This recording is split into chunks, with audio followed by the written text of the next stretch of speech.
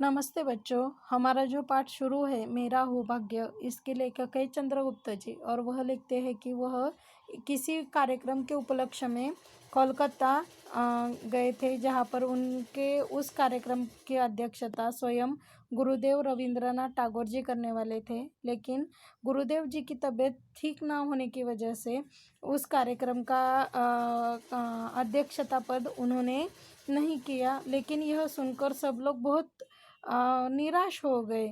लेकिन उनके डॉक्टर ने कहा कि 15 मिनट तक आप उनके साथ वार्तालाप कर सकते हो। यह सुनकर सबको बहुत ही खुशी हुई और मध्याह्न के बाद गुरुदेव की भेंट हुई। करीब 4 बजे होंगे। गुरुदेव की धारणा थी कि हम 2-3 आदमी ही होंगे, पर जब उन्होंने हम 14 जनों को देखा तो मजाक में उन्होंने कहा, अब मेरी क्षमता दरबार लगाने की नहीं रही। इस मकान में जगह की भी कमी है। फिर हम सबको गुरुदेव से परिचय किया गया। बाद में वार्तालाप शुरू हुआ और वह कहते हैं कि हमें बहुत आनंद हुआ कि हमें गुरुदेव जी से मिलने का समय दिया गया। और जब सबको गुरुदेव ने कहा तो उन्हें लगा था कि शायद 2-3 लोग होंगे। लेकिन जब 14 लोगों को उन्होंने देखा तो मजाक में कहा कि मेरी क्षमता तो अभी दरबार लगाने की नहीं है और मेरे घर में जगह भी नहीं है। सबका परिचय हुआ। बाद में उनकी वार्ता शुरू हो गई एक दूसरे से। चर्चा के दौरान गुरुदेव ने कहा, अब से 50 बरस पहले जब मैंने कहानियाँ लिखना शुरू किया था तो इस क्षेत्र में एक आधा ही आदमी था। मेरी प्रारंभिक कहानियों में ग्रामीण जीवन के संसर्ग का ही वर्णन है।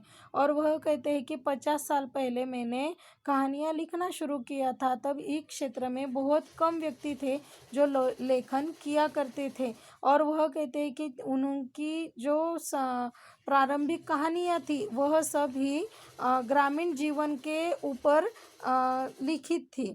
उसके पहले इस तरह की कोई चीज़ बांग्ला भाषा में नहीं थी।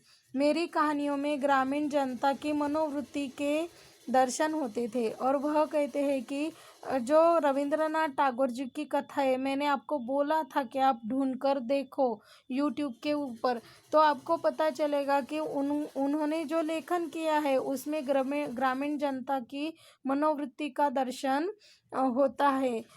उन कहानियों में कुछ ऐसी चीज़ें हैं जो संसार के किसी भी देश के व्यक्ति को भा सकती है, क्योंकि मनुष्य स्वभाव तो दुनिया में हर जगह एक सा ही होता है। और रविंद्रनाथ टैगोर जी कहते हैं कि हमारे देश में जो घटता है वह दूसरे देश में भी घटता होगा। और कुछ ऐसी बातें होती है जो हर जगह हर समय सरीकी ही होती है। एक जैसे ही व्यक्ति रिएक्ट करते हैं किसी चीज़ को लेकर। जैसे देखो, अभी माँ और बेटा है, बेटी है, उनका जो आपस में प्यार होता है, भाई बहन का प्यार होता है, वह देश में आप कौन से राज्य में भी जाओ, शायद महाराष्ट्र है, कनाडा है, बांग्लादेश है। अभी ये तो हमारे देश की बात हुई, लेकिन अगर आप दूसरे देश में भी जाओ, कोई भी देश लो, अमेरिका लो, इंग्लैंड लो या रशिया लो, जापान लो, किसी भी देश में आप जाएंगे तो माँ बेटी का प्यार या भाई बहन का प्यार तो एक जैसे ही होता है। नहीं तो किसान जो होता है, किसान को अपने खेत के प्रति जो प्यार रहता है, जो आत्मीयता रहती है, वह एक समान ही रहती है, ऐसा गुरुदेव जी का कहना है। गुरुदेव कुछ समय के लिए रुके, तब अपने आप मेरे मुंह से निकल पड़ा, गुरुदेव, आपके मन में काबुली वाला इस कहानी का विचार कैसे आया? और लेखक कहते हैं कि मैंने गुरुदेव जी से पूछा कि काबुली वाला यह कथा आपको कैसे सूझी, आपने कैसा विचार किया?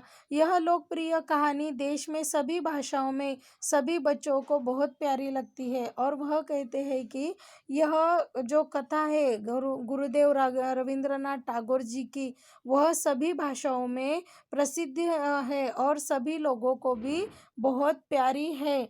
अगर आपको मिले तो यह कथा ज़रूर पढ़िएगा और देखने की कोशिश कीजिएगा।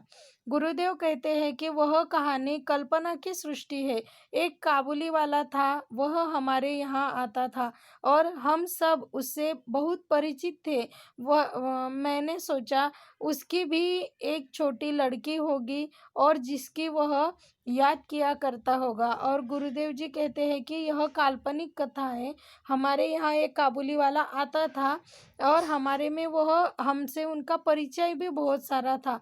और वह कहते हैं कि मैंने फिर सोचा कि उसको भी एक छोटी सी लड़की होगी और उस आदमी को अपनी बेटी की भी बहुत याद आती होगी।